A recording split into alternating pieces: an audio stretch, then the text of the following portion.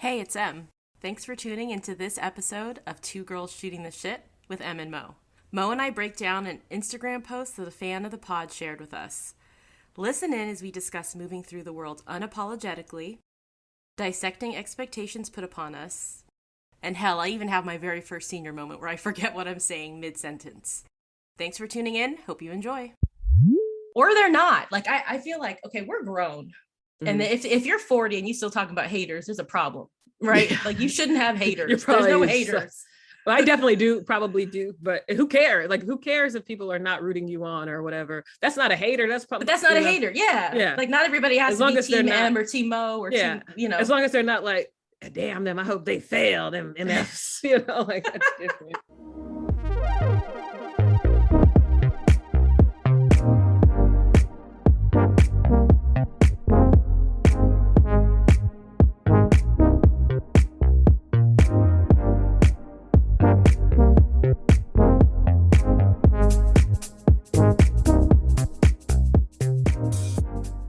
Hey girl. Mo. Hey Mo. I'm good. How are you? Good. You really want to know? You got time? Yeah. Yes. I got all the time for you. What's going on? I'm just trying to survive, girl, in these streets. I'm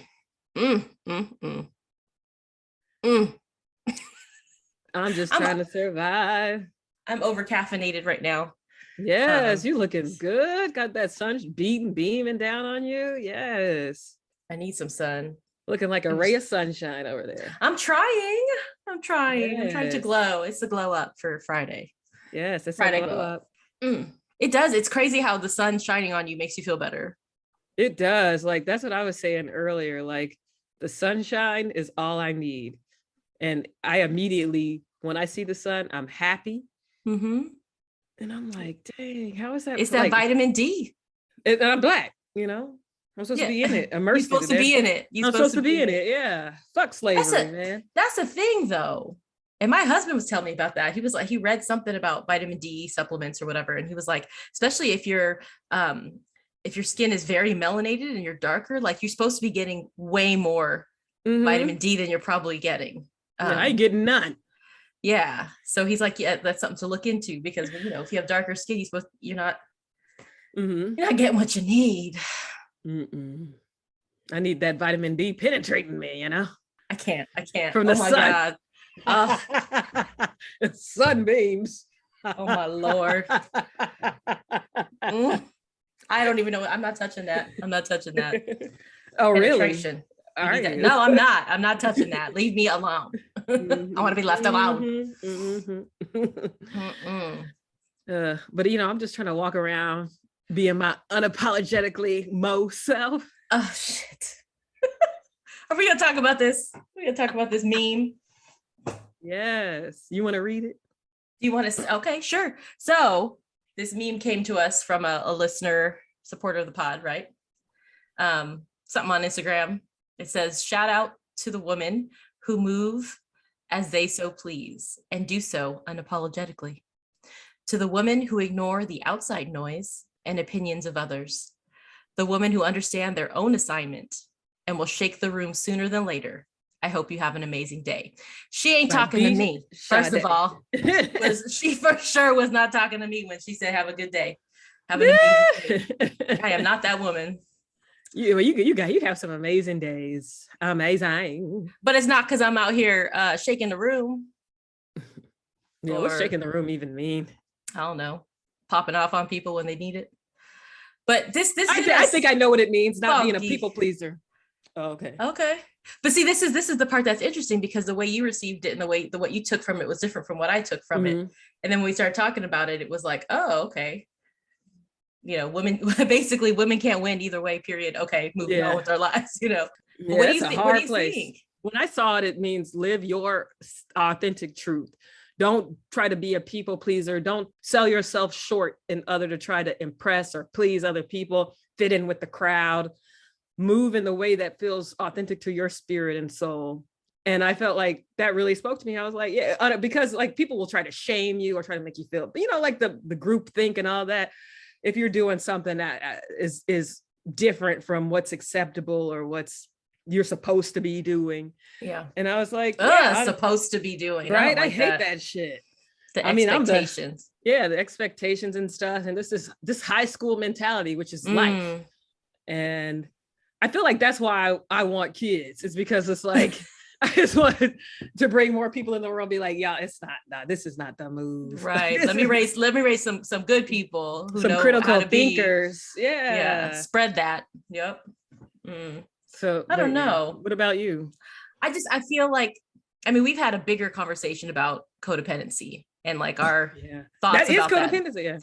But I feel like that might be a different, like we need to revisit codependency a year later from like our first episode on it. But I don't know, who move as they so please and do so unapologetically. The unapologetically part, like it came off weird, like I'm gonna do me and I don't have to explain nothing to anybody type thing. Like it came, like it sounds to me, and this is how I received it, was like an attitude. I'm gonna move how I please and I'm unapologetic about it. And I felt like that's very clearly not me. Like I can't move. I feel like I'm in a place in my life I cannot move as I please. I cannot. There are responsibilities. There are things that must be done. And what I choose to do and move as I please do not mesh with the things I have to do. So I have to be apologetic when I move as I please, because I have responsibilities that limit my ability to move as I please. Does that make sense? I think I kind of understand the gist of it, and that makes sense a lot, because it's like that's how you receive it, and I didn't receive it anyway like that. I'm like, damn, you making it look like they just like F all of y'all. And I'm like, no, that's like, I was just seeing it as being true to your soul, your authentic self, and moving unapologetically. And as there has been studies and things like that, women are always saying sorry. And people do it to me all the time. And I'm like, girl, don't say sorry. Like there's nothing to apologize for. Right. And I try to catch myself too. And it's just that having that sense of agency to say, yes, I can, whatever me is, you're a mom, you have responsibility to kids and husband and family and stuff. Do that but what if that's not what I'm trying to do? Like that's what I have to do, right? Yeah. That's part of who I am. But who move as they so please. Like if I wanted to go do, like, I feel like there's too many pieces. Like the freedom to just do as you please is not there here for me. Do you know what I'm saying? So that's why I think that's a problem, actually. That is a problem. It is a problem, because it sounded like there's not, like you got to have something that you put and of course raising your kids and taking care of your husband, being with your husband, like taking care. The way you said that sounded like it was like another duty, taking care of your husband. Well, I didn't mean it like that, taking care. But do people say that to a husband? Oh, raising your kids and taking care of your wife. Like probably, nobody talks about. I've never heard somebody say taking care of your wife. I've never heard that before. Probably taking care of your family as a whole, they say. But for women, you take care of your husband. That's the expectation. For men, are they saying take care of your wife? I feel like I've never heard that. That's a good question. I don't know. Any men out there, let us know. Do people say, do you take care of or you do a good job taking care of your wife? Bro, you doing a good job. Bro. The phrasing, the language. Yeah, that's interesting. Yeah, I don't know. But it's just like basically not living in shame, not living in fear. Shame. And guilt. Like, I think that's what it is. I'm not apologetic. Like I wouldn't be like, I'm sorry, but I need time for myself. But there's a guilt that goes with it. Like I know if I need to go do something and take some time, like this morning I went to Starbucks by myself. I had to be just by myself, even for 10 minutes. There's still a guilt that time could have been allocated in a different way for somebody else. And I think that's a people pleasing problem I have, or like a codependent something, it's selfish. It feels selfish. And I think that's just things you learn from looking at your parents, maybe, or looking at other females that you've looked to for guidance is that selflessness that's expected of us. Yes. And then I've noticed too, that I'll try to go out of my way for people. And then if it's dismissed or disregarded or something, then I'm like, then I feel mad, but I'm like, they're probably just not. They didn't ask for it. Yeah. Right. They're not codependent. Right. I need to take my own power and do what I want to do. F what they like. And I think that's that unapologetic girl. Like, F what they think. Cause then I'm the one at a disadvantage. Cause and so it's just like, yeah, I don't know how to balance. I don't know. Cause that's inherent in me. Like, I don't know. to the women who ignore the outside noise and opinions of others. That part I understand. Yeah. And I think that's important for everybody to just, know your worth. We've always said that, know your worth, know who you are, whatever people are saying, people are always going to talk, or they're not. Like, I feel like, okay, we're grown. And if you're 40 and you still talking about haters, there's a problem, right? Yeah. Like, you shouldn't have haters. There's no haters. Well, I definitely probably do, but who cares? Like, who cares if people are not rooting you on or whatever? That's not a hater. That's probably, but that's not a hater. Yeah. Like, not everybody has to be Team M or Team O or Team, As long as they're not like, damn them, I hope they fail them MFs, like, that's different. So, yeah. But even then, like, don't give them space to be. I don't understand my assignment. Like, what's my assignment? I'm saying beam me up every day because I don't freaking know, man. It's like, I have no idea. It reminds me of the TikTok or I understood the assignment. That's what I'm thinking. Yep. Right. So, but I mean, what is, someone please tell me what the assignment is. I'd like to do it. Yeah, exactly. I'm sorry. If you just told me what to do, I'll do it. I'm like Tevin Campbell. But is that the problem? Oh, Tevin. But isn't that part of what they're saying? The women who understand their own assignment. Yeah. You choose the assignment. Yeah. There's too many choices. Too many choices. I can't even choose ice cream flavors. I can't. This is too much. It's too much. Ain't nothing. I don't like anything. My friend sent me this meme that was like, I don't like anything. My friend sent me a meme that was like a Venn diagram of things I like to do, things I do, things I want to do, and things I get paid for. And like, there's things I get paid in for. The middle. It's like, come on, man.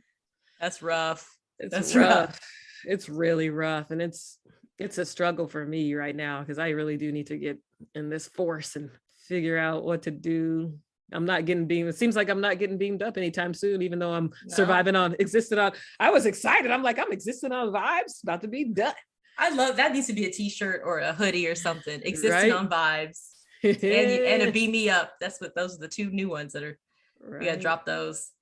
Seriously, existing. Sometimes if you look at this I was talking about this earlier. I don't know if that was part of this episode or just us shooting the shit before the episode, but I feel like with the pandemic, it's been 2 years of I gave up. Okay, we're in the house. I'm not going to pursue any real new things. I'm not out, socializing. I'm not exercising. I'm eating whatever the hell I want, comfort, that kind of stuff. And then I forgot what I was saying. So you were saying about losing yourself and gaining weight, gaining 40 pounds. Yeah, I gained 40 pounds in this pandemic.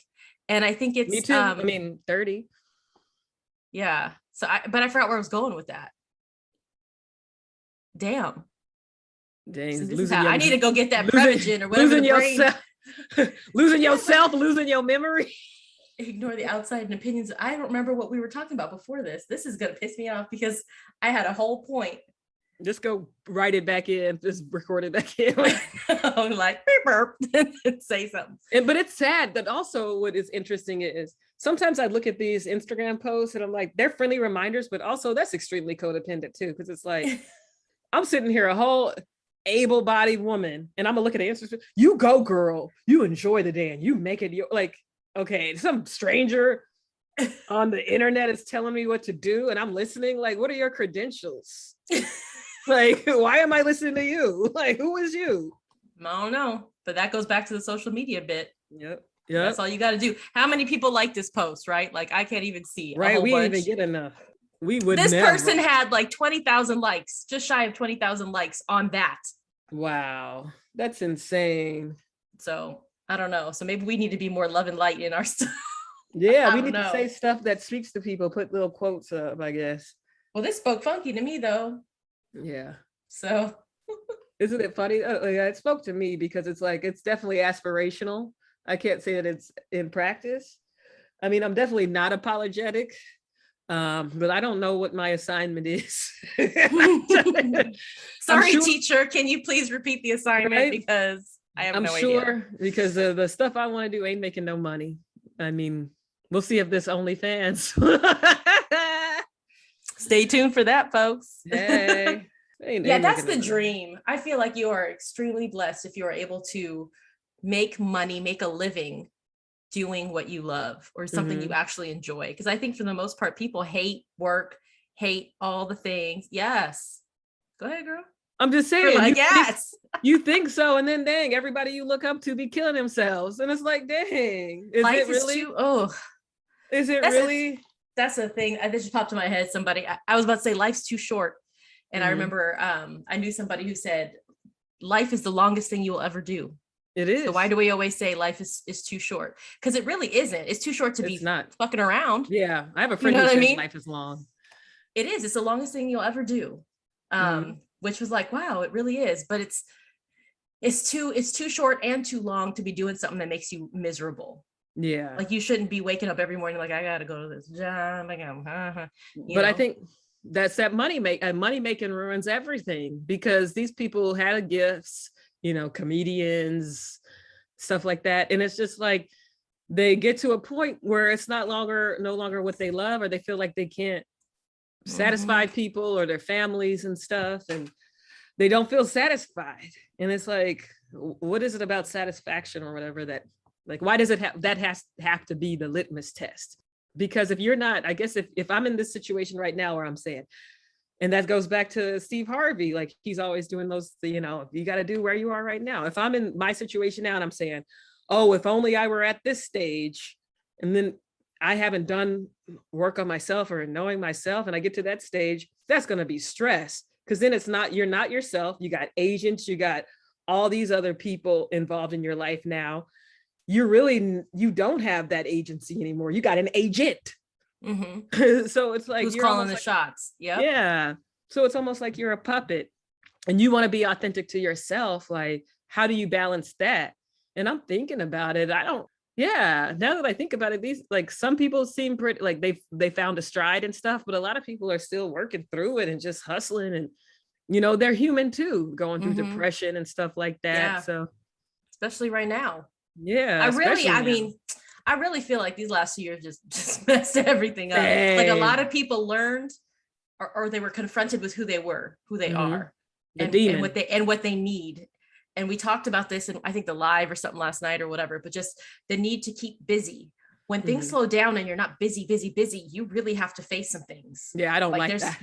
There's a lot of facing of things, it's easier to bury yourself in work or keep whatever to distract you.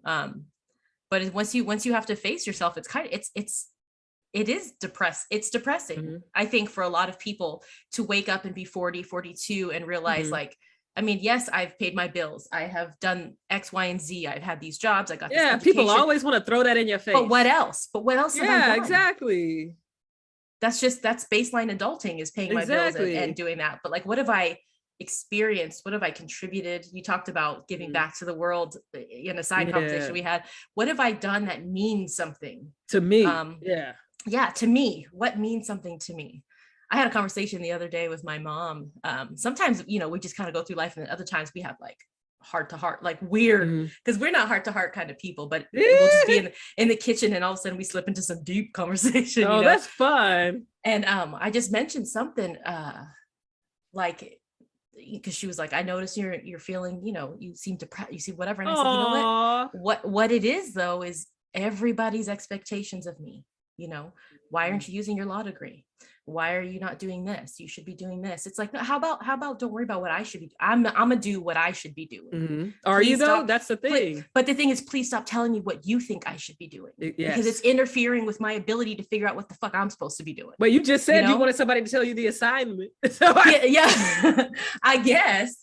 But well, I guess, the assignment is to find out what I want to do and to do it. But it's very hard when you've grown up codependent, you've grown up people pleasing, and you have a parent or somebody else telling you their expectation. And I think that's how I've lived my life for so long. Judgment, that the last couple of years with this whole podcast and all the conversations we've had, it's opening my eyes to the fact that I can choose my assignment. Yes. Do your parents listen to it? I don't know. they don't ever say, oh, I heard that pod, girl. No, oh, okay. They don't do that. I don't know if they do or not, but hey, but just it's sad. 40, almost 42, and now I'm just realizing I can choose my own assignment for my life. Like what? And I think that's part of of this part of life. Yeah, I felt like I always appreciated and understood that I could choose my assignment, but I just never saw an assignment I wanted, and I think that's the problem. I just kind of go through life. I tried different careers and things like that. What did your parents ever say about that? Like for you, because I remember we've talked about our childhoods and how it was like, get good grades. Yeah, that And was basically that was the thing. yeah. But when you became an adult, and They you started died. I mean, working, like, what are you like? no, I mean, but you moved to LA and you were working stuff. Did they ever say Yeah. anything about your work, or like, No, did that they was not that care was at that do, point? It was yeah, like, whatever. I wasn't having kids and doing like I was doing the right thing. Like I was on track according to them. You Okay. know, like I had my own place, had my own car, had a job. Like Okay. that was So they were the proud. baseline. Yeah. Yeah, that's good. No, I don't, because mine weren't. They were like, you're supposed to be a doctor by now. Or you supposed to, it was always something. For So them because they weren't. that's Yeah. yes, that's why I was wondering, Yeah. like, because you said I always felt I could choose these, and I Yeah. never felt I could. So Yeah. that's why I was wondering, like, the dynamic between you and your parents, if there was some kind of a further expectation into Yeah. adulthood. They always thought I could be anything I wanted to do. So if I wanted to be a lawyer or anything, sorry guys, I'm kidding, but it's just like, yeah, they that's one thing I will say. And I think that's because they didn't come from that. So it's kind of like, I guess what the baseline is like Neither their do mine. parents want to project onto you like, oh, and it's like not even for you to become a doctor and to save lives. It's literally for them to say, my daughter's child, a doctor, yes. Yes. Like, that's what go to med school, mom, if you want to do that. It ain't too late. I think that's an eye-opening emotional thing too, is to realize it's not for me. It's not about me. Yeah. It's about what you can say about me. And we've talked about this with relationships. You don't want me, you want the idea of me. You want the idea of, and I've seen this and I've criticized like people I've dated's parents, and about like, they don't know you, they know who they want you to be. Yeah. So when they see you, or like when my parents see me before they moved in with me, but they see me, it's who they think I am. Yeah, like a lens. Not who I am.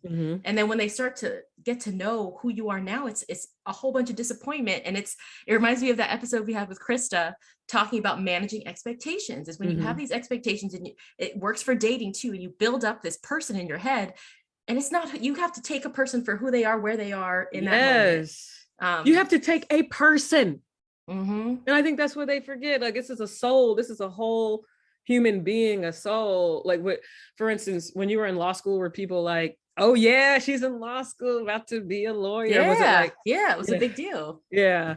Because it's like a pride. It's pride. It's like, that's human nature. It is what it is. And I think if it makes you feel any better, I think it is a survival thing. It's like, you are in a better place to survive. I can be comfortable, like knowing that the next generation is secure. I think that's what it all boils down like, to the baseline of it all, the bottom line of it all.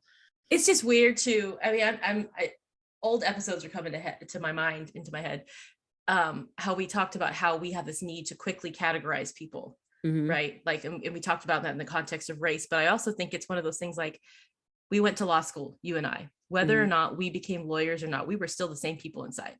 Before we went to law school, same people inside. So if we aren't using those law degrees, or if we aren't lawyers, or if we aren't married, or we aren't caring for our kids in this way or that way, or doing things, we are still the same person inside. So it's weird that the judgment, the treatment, the pride that you have in somebody isn't based on that person inside. It's based on all the other attributes, all the other extra. Yeah. And so that feels yuck. Well, look at me. I don't have kids. You have kids. And so I don't have kids. I don't have a husband. I don't have a boyfriend. Like, I don't have any of these markers you're supposed to have, And it's like, I'm still the same like, I'm still myself to the core. Yeah. They may add value or show me a different way of being in the world, but I'm still the same person. So why do I need those things for you to see me in a certain way that makes you comfortable when I'm the one walking through my life every day? Yeah. Because it's and this is also us talking about who made all this shit up. Like, who made this up?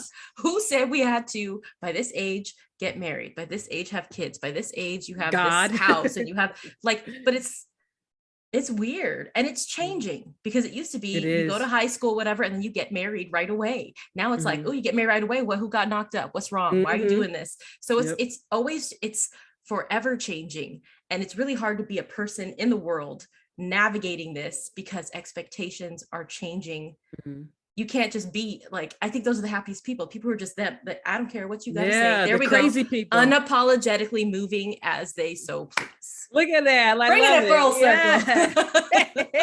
Yeah.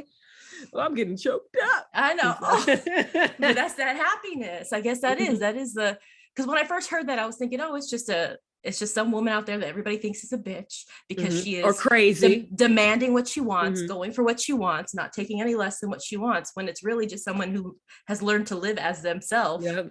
Regardless I've of whatever always gravitated towards those kinds of people, and people would always be like, well, that person's a bitch. Why are you doing this? Like, well, I must have seen that in them and couldn't articulate it at the time, but it's like, and if you got to know them, instead of, like you said, putting our projections on the people, you see, these are good quality people. They just know what they want and know how to get it. And you can't hate on that. Yeah, haters. It's probably because it's something you see and you want for yourself and you don't know how to do it. Like, I mean, in my experience, if I look at someone like that, oh, like I would love to be able to do what she does all the time. Or why do people listen to her all the time? I feel like we used to daydream about regular people like they were celebrities back in the day. Like, oh wow, how are they doing this and that? Like, she running stuff. Look at that. Yeah, right. Meanwhile, we're sitting in the corner like, can I do this? What am I doing?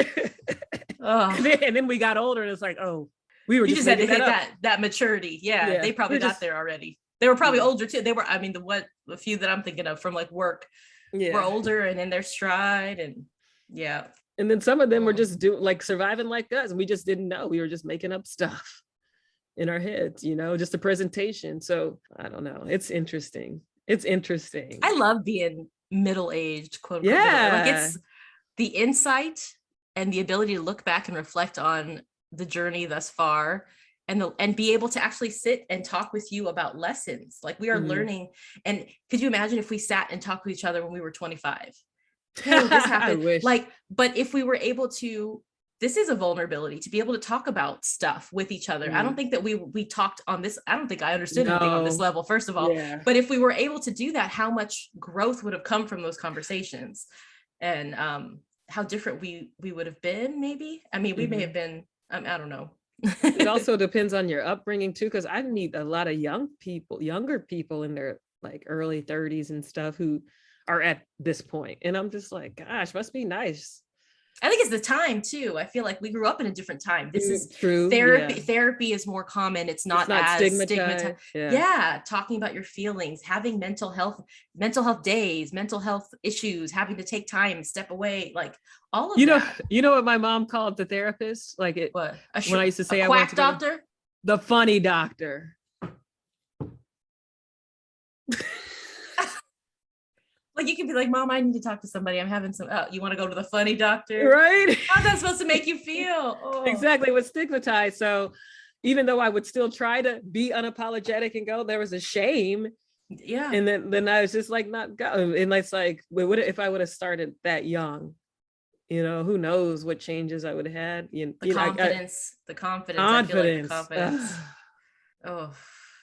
But your confidence shines, because I was starting to step into mine in 2019, right before the pandemic. And then bam, man, it does shine. It resonates. It's something like changes in you, and you like are your actual self, unapologetically. Who you're supposed to be. Yeah. And it's like, it's not even a thing. And I just kept saying, I feel like I'm a kid again. I feel like I'm a kid again. People say PTSD or whatever, but it's like, it's a feeling of a knowing feeling, like, this is who I am supposed to be. This is the way I'm supposed to show up in this world. This is my true authentic self. I don't think people like that though, because they don't do people it. Well, but I think just in general, because the language you used made me think of trans youth. And that's a good point. Just point about that too.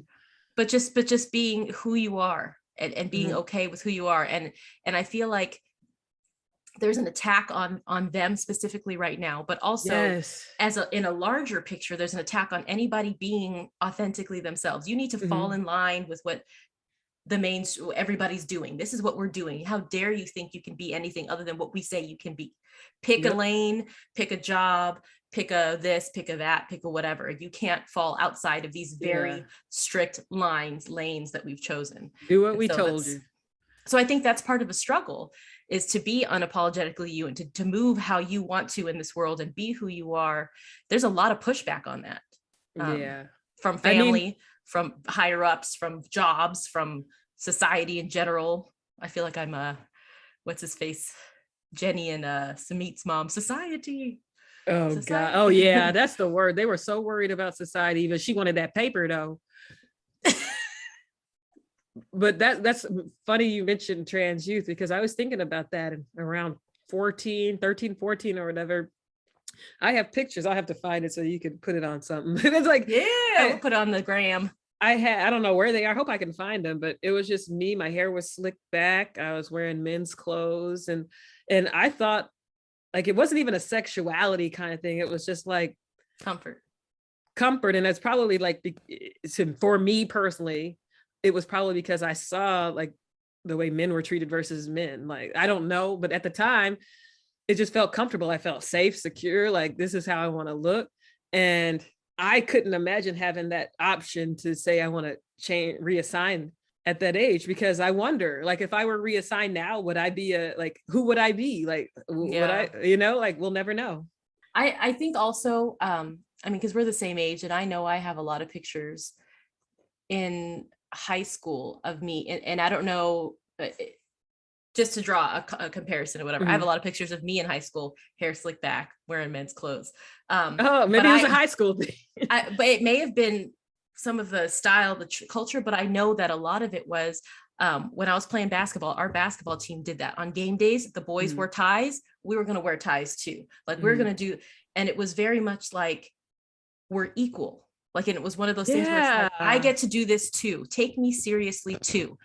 And it was, I didn't know that's what we were doing at the time, but thinking back, like the way we felt about it, like, yeah, right. We're not girls playing basketball. We're playing basketball just like anybody else, like, and it was very, it's like an equality kind of thing. Yes, it was very much that vibe. That makes sense. So that's completely not related to like sexuality or identity or whatever, but it was more of for me. I don't know. I can't speak to your experience. Yeah, I don't know. For me, I don't really remember, but I do remember an equality. Yeah. Or just I'm tired of being treated different. Yeah. Like I don't want, like, for me, like if I really want to psychoanalyze, I think it was, I don't want to be maybe objectified, and like I don't want to be like touched, just like just objectified by these dudes. And so or maybe it made you feel stronger. It did. Male strength probably made you, that's so weird. And then also I was fat. I mean, not that I wasn't as fat, like at my peak, but it was you say it so matter-of-factly. Also, I was fat. And it was like, I feel like in a way to like hide the fat, maybe. I'm just guessing like on this. I can't go back, but they all make sense to me on those things. But it did like make me feel confident. Like it felt like it got rid of a piece and that I could just be myself. Yeah. Or they would look at you as you and not as, how women are looked at. But then they would look and say, forget the funny doctor. Are you funny? And like, oh God, what is wrong? Oh, you know what? Those are the words that were used though. I mean, I don't know if they're still used, but I know growing up, that's what, are you little, like that kind of a stuff. And I can see as another piece of being true to who you are, moving through the world as you please, whatever, if that is a piece of who you are, if that is part of how you identify, for someone to be like, oh, you a little funny, huh? Like the words, how are you talking to people like that? What's funny about this? You know what I mean? This is who I am. How is that funny? Right? I'm living my life. And it's those judgments. Yep. It's that outside noise, per this little quote thing that we were talking about. It's the outside noise, and it's really hard to learn how to tune that out. Yes. It is. It's loud.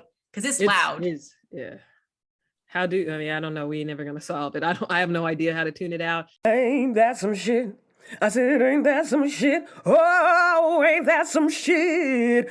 Ain't that some shit? Goddamn. I think it's important that we remember that unapologetic doesn't mean selfish. It doesn't mean that we're going into the world not caring about other people. It means that we care enough about ourselves to put ourselves first, and not in a selfish way. Think of it like an airplane. In order to save someone else, you have to put on your mask first. And yes, I mean oxygen mask, people. And I think that's one of the problems that the pandemic has put upon me, at least, is having that isolation, having that self. It kind of created a comfort zone and a peace. And so now having to deal with people, I'm noticing different stressors, and I'm noticing just feeling uncomfortable or being misunderstood. Mhm. And it's like, oh, I gotta deal with people again. Here we go. Like, I don't want to have to say this is who I am. I don't want to explain who I just want to be. Yeah. Like, It's exhausting. You sound tired just Yeah. saying that. It sounds like you're like, it is. Right? It's tiring. It's tiring to have to reintroduce yourself, you know, and then explain To- when to people have different questions. filters. Yep. Yeah. But hey, whatever I'm gonna do, I guess it is unapologetic. Like, it's coming from me. And so it's not coming from, this is what I think I want you want to see or hear. So let me say that. And I think to me, that's what unapologetic means. Yeah. I think I have a lot of that in my head.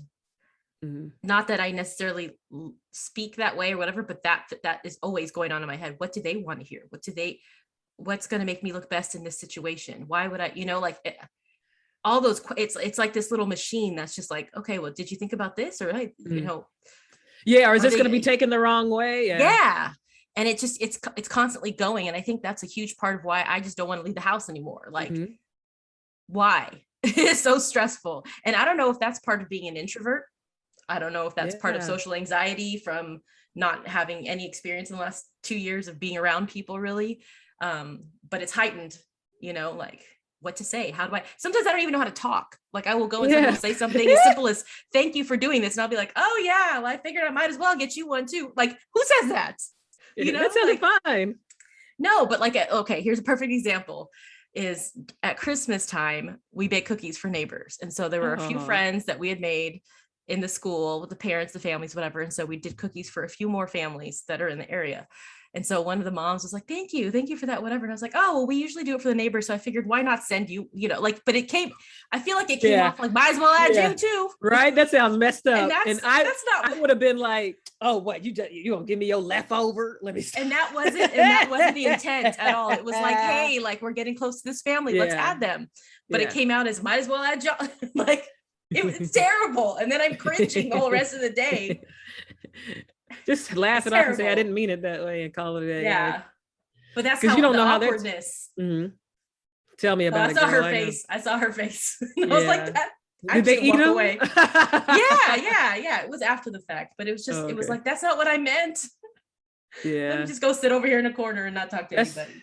It's terrible. On that note, keep moving unapologetically, Mo. You too. You don't think you're doing it, but you're doing it. Oh, you have a little cute face. That was a cute little face. Well, have an amazing day. You too, boo. Love All you. Right. Love you too. Bye. Bye. Thank you for listening to this episode of Two Girls Shooting the Shit with Em and Mo. Please enjoy this mindful moment.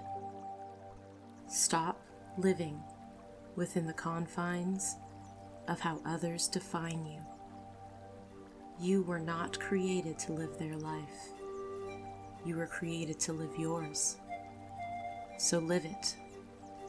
Be unapologetically you.